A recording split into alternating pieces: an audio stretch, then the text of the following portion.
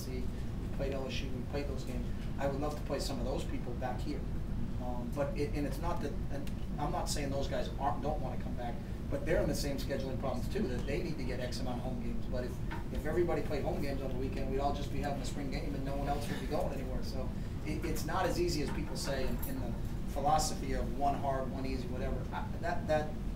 I'm not in tune to that. I really believe our team 2 years ago grew because of the experience at Boise, and we probably benefited from that, even though it was a loss.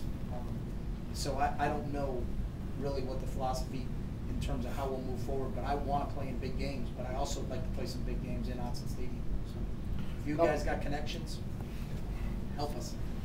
Couple more questions. Rick?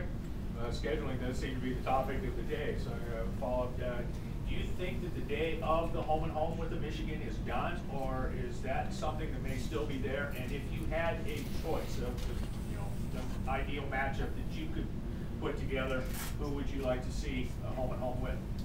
I don't know that. I don't know enough about scheduling to say the days of the home and home in the schools are over.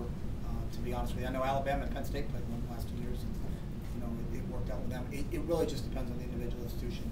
And then hypothetically, I'd like to play Manchester United. Steven? Regardless of who you're playing, whether it's a top 5 team or a team that's unranked, is there a certain amount of respect for the other team and a respect for the game that you guys have to bring everything you have to the game, regardless of just winning and losing? That's a great question, and I totally believe in that. And when you have a mature football team, that's how they approach it. Is that we respect every opponent we play, but we fear none. And we've always said that. But that doesn't mean when you look at it, well, we're going to practice really hard this week because all of a sudden we're playing Stanford. It shouldn't change, and your approach shouldn't change. And I think that last year, and we used it. When you looked at Steve Prefontaine when he ran, he didn't care who he ran against. He was going to run as hard as he can for as long as he can for as fast as he can. And he believed any other way was chicken something. If you watch the movie, and that's the way it has to be when you have a good football team. Is that we're going to prepare, and we talk about playing 12 faceless opponents. We'll go against schemes and understand all that stuff. But if your life is governed by, well, this game's really big, so I'm going to practice really hard this week. This game isn't that big, I'm not going to practice. Then you're setting yourself up for failure. So we have an attitude here, and I hope our kids understand it. The one thing you worry about with the young team is how they are. The last 2 days they've been good. We practiced really well yesterday, and that excited me about this week. But in this game, you only get 12 opportunities. It's different than any other sport. That baseball mentality, which I love, and sometimes is they can shake stuff off because they got another game. They may have a doubleheader. They may have to go up the next time. But in football, you only get 12 shots at this thing. And you better be prepared and better bring your A game every single week. Or at some point in time, you're setting yourself up for a chance where things aren't going to work out your way. But when you get a group of guys that has a mentality, it doesn't matter who I'm playing against. In the way we set this program up here is that we have a vision for what this thing should look like and how we should practice, how we should play, and that's the standard that we hold ourselves to. And that's what I hope our players understand that message as we continue to practice this week and get ready for Missouri State. Steve, last question. You just mentioned that getting opponents to come into Autzen Stadium sometimes a little difficult. Is that a call to expand Autzen Stadium? I don't think,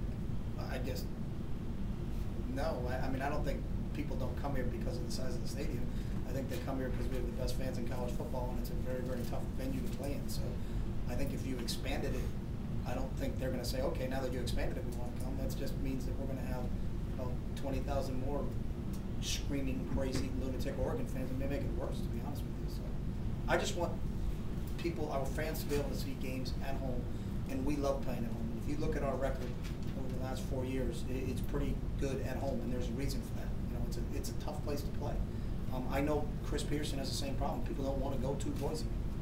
There's a reason they don't want to go to Boise. I think everybody has that problem, no matter who you are. I don't think people are knocking the door down to say, hey, I'd love to go play at Happy Valley. I know that everybody usually has a pretty good home field advantage, but I don't think people not coming here has anything to do with the size of our stadium. I think it has to do that it's a real tough place to play us just because of the track record and because of the fans. And when you listen to people talk about how loud it is for the opposing team and how many delay of games the opposing team usually takes, how many timeouts the opposing team takes, how many illegal procedures the opposing team takes. That's the things that I think prevent some people from wanting to come here, is that it's a tough venue to come in as the away team, no matter where you are. So, thanks.